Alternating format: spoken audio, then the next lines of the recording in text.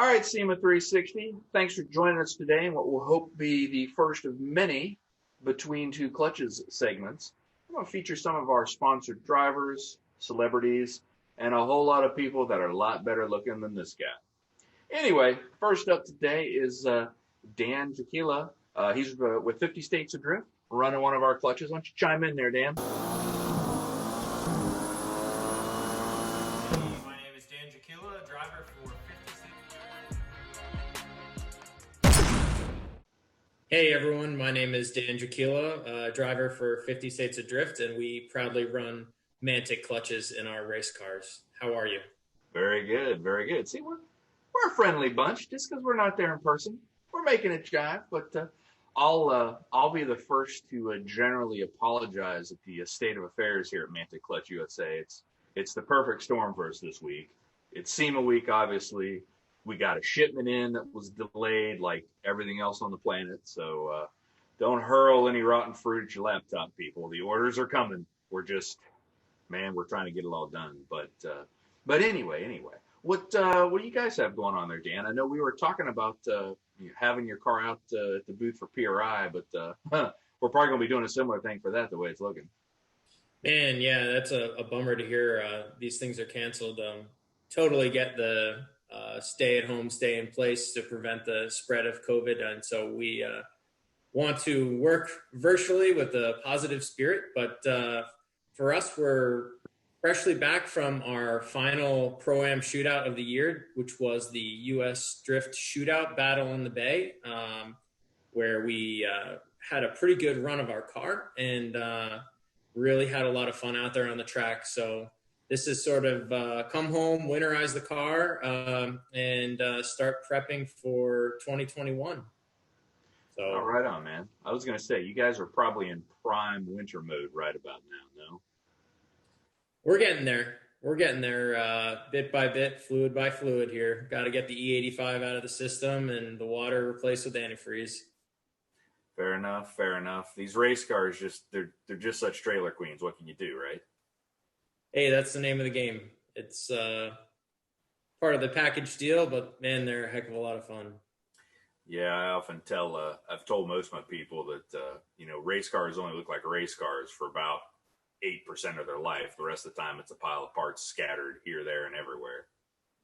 Yeah, that's pretty much the reality that we've come to know and enjoy here. Hey, speaking of parts, you want to flash that pretty Mantic clutch on the screen for? Yeah, let's do it. So what we have here is one of our Mantic clutches that we run in our cars. This one happens to be for our Chevrolet powered car. And it's a multi-disc, real high horsepower and torque rated beast. You can see it's about as light as it can get. So many people are unfamiliar with the sport of drifting. It's sort of a newcomer to the field.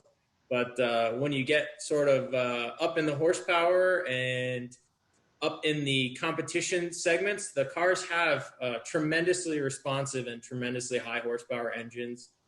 Typical grassroots comp car is anywhere between 500 and 800 wheel, where the pros are running anywhere from 800 to 1500 wheel.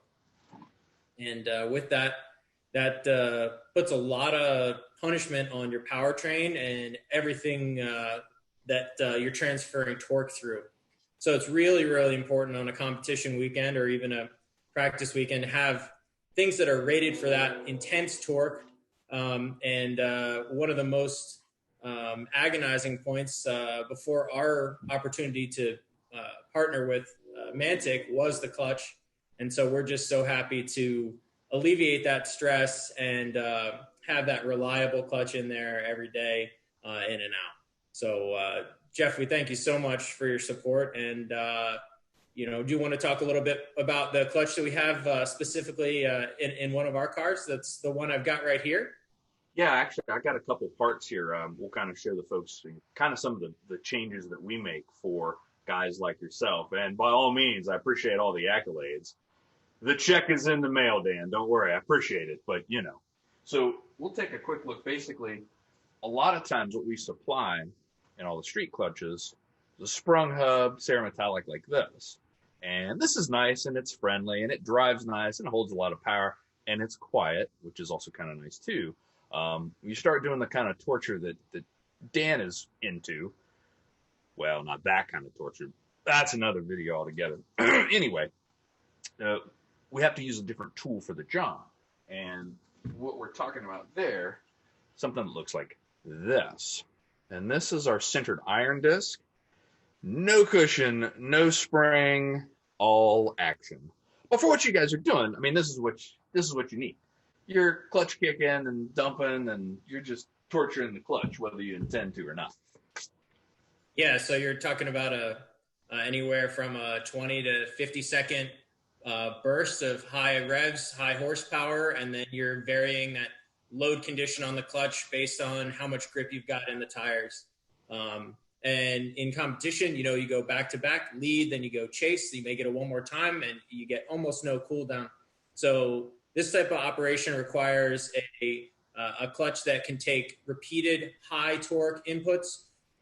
It has to be able to do so as the temperature comes from a quote idle, a low temp, to a very high temp, and the engagement point and all of those finesse things that you come to muscle memorize with the clutch need to stay on target, of course, and the thing can't come apart.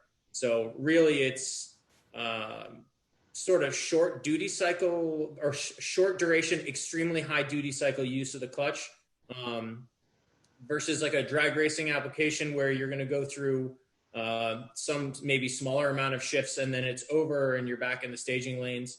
Drifting is going to be a little bit more aggressive, high utilization. And then in the finesse of driving, there is some opportunity to slip the clutch that gives you a little bit more control of the vehicle, speed, angle, and position on the track. So you need a clutch that's able to handle that.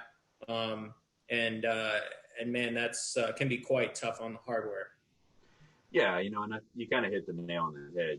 What you guys need is you definitely need something very aggressive, more of the kind of on-off switch, because that's kind of what you guys are doing. Like to flatter myself a bit of a road racing guy, and it's kind of a similar thing there. We don't usually touch the clutch, after we leave the pits, but you guys are actually kind of breaking it and hitting it here and there. And like I said, it's one of those deals where you just got to use the right tool for the job. And we're just glad it's working out for us. So glad to have you on board, man. Likewise, Geoff. Yeah, every time you use the handbrake, that clutch has got to go in. If you need a little bit more wheel speed, that clutch goes in and out real fast. So it's a pretty active usage throughout a run. Yeah, I was going to ask you too, because it's kind of foreign. I say it's a foreign approach to me because, like I said, I'm more road racing than drifting. But are you guys ever, I hate to say riding the main brakes of the car, but do you guys do that to help for load transfer, anything? And don't give away any of your secrets, because I'm sure, some competitors are trying to think, how do I get one of those good looking clutches in my car? Just email me. We'll work with anybody. I mean, but yeah, like I said, I'm curious from I guess maybe more from a chassis dynamic standpoint. You're talking about left foot braking? Yeah, exactly. Big part of competition drifting, right? So if you, depending on your track layout, you may accelerate as hard as you can into a handbrake type turn. So that's clutch in, handbrake locked up. And if you need to slow the overall vehicle speed, based on the position, you may deploy the foot brake. So handbrake, foot brake, and that can slow the overall vehicle while locking the wheels up and sort of coasting. A lot of people will call that true drifting. And then it's sort of power sliding when you've got the clutch engaged. In terms of trying to stack up next to another car, one of the things you use to control overall vehicle speed while you're maintaining drift is left foot braking. And of course, most guys and gals are deploying a cockpit adjustable front to rear brake bias. So they may choose to make it a little heavier on the front so that you're not roasting your rear pads when you're doing that. But left foot braking is certainly a big part of competition drifting, and it's a big part of tandem drifting where you're trying to get close to people and keep that wheel speed up, but that vehicle speed consistent. Yeah, that's what I could never figure out. It seems like you guys can generate so much rear wheel speed to put on the smoke show. And I'm sitting there, I'm like, how are these guys doing this? Because at some point, you're going to make traction and rocket through the person you're trying to, tandem with. So Very cool, man. Thank you. I didn't mean to hit you with that on the spot, but I can't be the only person that's wondering that. So the rest of humanity and I thank you. Yep, absolutely. So what, you guys have anything else going on in the shop there, or just pretty much like you said, winterizing the car? Or We're winterizing the car, and we're probably going to pull some powertrains out and get into our 2021 competition vehicle build. So going to flop chassis to a bit of a newer chassis and set it up with this beautiful clutch right here. Will be a Chevrolet V8 of some sort of boosted aspiration. And that chassis will get all the typical acumen of a competition drift car, being crazy front angle, incredibly soft suspension, a rear setup that's dialed in for squat grip, a rear-mounted cooling system, a full fire suppression system, all the goodies you'd find on a nice road racing car, just with the chassis finesse setup for drifting. So one of the biggest confusions between drift car and a road race car is that a drift car is not set up for grip. Really, at that high horsepower level of car, the cars are indeed set up for grip. Now, if you got a stock car or a low horsepower car that you're just trying to get in and slide around, yeah, absolutely. Those cars, you're running 90 PSI in the rear tires, you're lightweighting the rear end, you're trying to just be able to turn those wheels easily. And so maybe those cars are not so much set up for grip, but in a competition car, your ability to win and lose and catch up to a guy and be right next to him is based on grip. So right on, man. That's the deal. I don't think I ever quite had the cojones to put 90 PSI back there. I've done 65 and 70 and figured at some point the tire was going to burst and slap me in the back of the head. But no, I say I get that, man. That's a very good point. But, well, I tell you what, since we know that PRI is going to be virtual, if you're willing, man, let's do this again. I'm sure the folks would love to see the car in the shop, half disheveled. Maybe I can even throw down the gauntlet of I'll have my race car in position. We can we'll shoot a couple pictures of that too. Let's do it, Geoff. That sounds like a great time. I mean, I don't just kind of look like a gay French guy. I drive a car that kind of fits the bill too. So there you go. We'll give you that one. Perfect. Well, this has been really great. Again, really appreciate you doing this. Like I said, 2020 has been a bit of a show all in itself. But yeah, Dan, we'll do this again soon, man. We'll talk to you in about a month. That sounds great, Geoff. Thanks so much for having me. All right. Thanks, man. See you soon. See you guys.